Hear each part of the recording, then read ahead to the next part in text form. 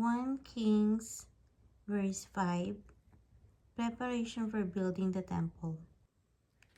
When Hiram, king of Tyre, heard that Solomon had been anointed king to succeed his father David, he sent his envoys to Solomon because he had always been on friendly terms with David.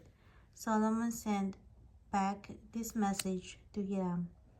You know that because of wars waged against my father David, from all sides he could not build a temple for the name of the Lord his God until the Lord put his enemies under his feet.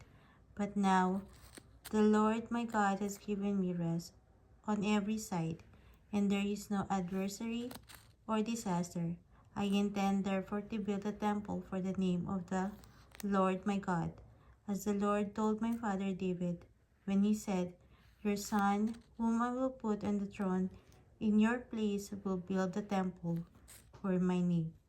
So give orders that cedars of Lebanon be cut for me. My men will work with yours, and I will pay you for your men, whatever wages you set.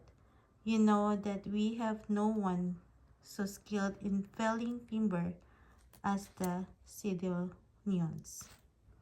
When Hiram heard Solomon's message, he was greatly pleased and said, Praise be to the Lord today, for he has given David a wise son to rule over this great nation.